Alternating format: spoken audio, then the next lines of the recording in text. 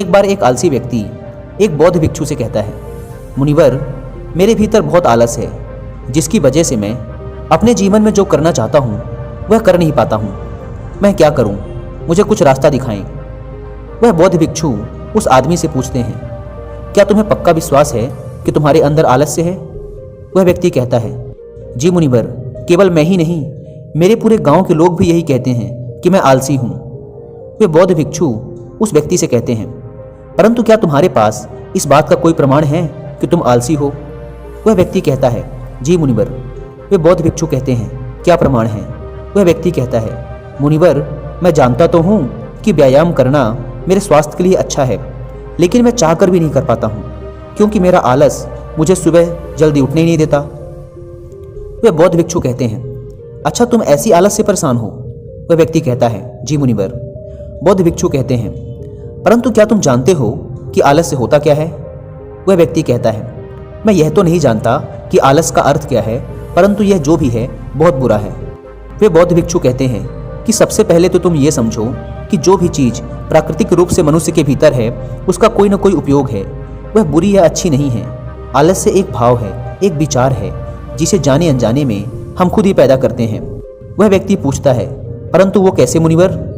वे बौद्ध भिक्षु कहते हैं, आलस्य पैदा होने के दो कारण हैं, पहला शारीरिक और दूसरा मानसिक।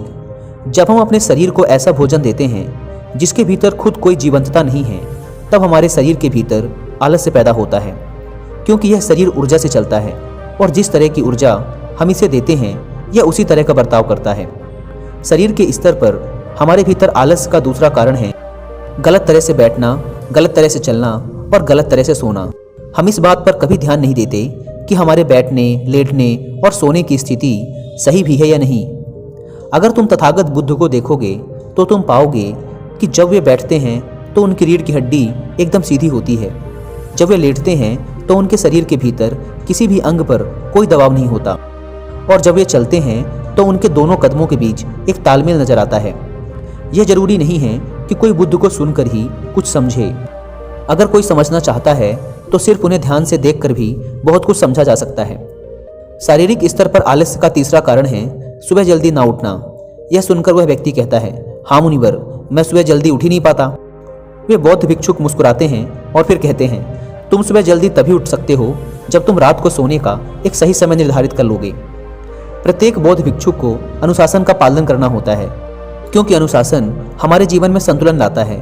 ज़्यादातर लोग अनुशासन को बुरा समझते हैं, क्योंकि उन्हें लगता है कि अनुशासन हमें बांधता है, जबकि सच्चाई ये है कि अनुशासन हमें बांधता नहीं बल्कि मुक्त करता है। वह व्यक्ति पूछता है, परंतु मुनिवर, शुरुआत कहाँ से करें? सही तरह का भोजन करने से, सही तरह से बैठने, लेटने और चलने से, या फिर सुबह जल्दी उठने से? वे बौद्ध भिक्षु कहते हैं, शुरुआत अभी से करो। जो भी तुम इस समय कर रहे हो उसे ध्यान से करो। पहले तुम मन के स्तर पर आलस्य को समझो। वैसे ज़्यादातर स्थितियों में मन शरीर के कारण ही आलस्य पैदा करता है। मानसिक आलस्य का पहला कारण है हमारे पुराने गलत विश्वास। हमें लगता है कि हम पिछली बार भी नहीं कर पाए थे, इसलिए इस बार भी हमसे नहीं होगा। हम इस बात को नहीं देखते कि इस बार और पिछली बार में बहुत अंतर है। अब हम मानसिक तौर पर वो नहीं हैं जो पहले थे। अब सब कुछ बदल चुका है। जब हम अपने आप को काबिल नहीं समझते तब आलस्य हम पर हावी हो जाता है। दूसरा कारण है छोटी सोच वाले और आलसी लोगों का साथ करना। कभी कभी ऐसा होता है कि आलस्य हमारे भीतर नहीं होता, परंतु दूसरों लोगों से वह हमारे भीतर आ जाता है। ऐसा इसलिए होता है क्योंकि हम आलसी लोगों की संगति करते हैं। वह व्यक्ति कहता है, जी मुनिवर, यह एकदम सत्य है, यह बात तो मैंने भी अनुभव की है। वे बौद्ध भिक्षु कहते हैं, तीसरा कारण है मन का स्पष्ट ना होना। मान लो तुम एक वन में खो गए हो और शाम होने वाली है। तुम्हें यह नहीं पता कि तुम्हारा घर किस दिशा में है, तो क्या ऐसी स्थिति में तुम आलसी होकर वन में लेट जाओगे या फिर अपने घर की तलाश में निकल पड़ोगे? वह व्यक्ति कहता है, मैं घर की तलाश में निकल पड़ूंगा। वह बौद्ध भिक्षु उस व्यक्ति से पूछते हैं, अगर खूब प्रयास करने के बाद भी तुम्हें तुम्हारे घर का रास्ता नहीं मिला तब तुम क्या करोगे? वह व्यक्ति कहता है, मैं फिर भी तलाश में लगा रहूंगा, क्योंकि मेरे पास उसके अलावा और कोई विकल्प ही नहीं होगा। वे बौद्ध भिक्षु कहते हैं, मनुष्य के मन को आलस्य तभी पकड़ता है जब उसके पास कई विकल्प होते हैं। अगर किसी के पास सिर्फ एक ही विकल्प है तो उसका मन पूरी तरह से स्पष्ट होगा। अगर तुम अभी व्यायाम नहीं कर पा रहे हो तो उसका कारण तुम्हारी नज़र का स्पष्ट ना होना है। तुम अभी भविष्य में होने वाले रोगों को नहीं देख पा रहे हो। तुम अभी उन रोगों से होने वाली पीड़ा को महसूस नहीं कर पा रहे हो। वे बौद्ध भिक्षुक आगे कहते हैं, आलस्य का चौथा मानसिक कारण है किसी काम को करने की कोई बड़ी वजह ना होना। मान लो तुम एक रास्ते से कहीं जा रहे हो और बहुत देर तक चलते चलते तुम थक गए हो।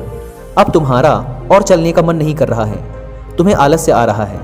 तभी अचानक तुम देखते हो कि एक शेर तुम्हारी तरफ भागा चला आ रहा है। तो क्या ऐसी परिस्थिति में भी तुम या तुम्हारा आलस्य तुम्हें भागने से रोक पाएगा? नहीं ना। तो इस बात को समझो, आलस्य केवल तुम्हें उसी काम को करने से रोक सकता है जिसे करने की तुम्हारे पास कोई बड़ी वजह नहीं है। वह व्यक्ति कहता है, धन्यवाद मुनिवर, अब मुझे आलस्य का सारा खेल समझ आ गया। वे बौद्ध भिक्षुक कहते हैं, मेरी एक बात हमेशा याद रखना, जहाँ स्पष्टता है या कुछ करने की कोई बड़ी वजह है, वहाँ आलस्य हो ही नहीं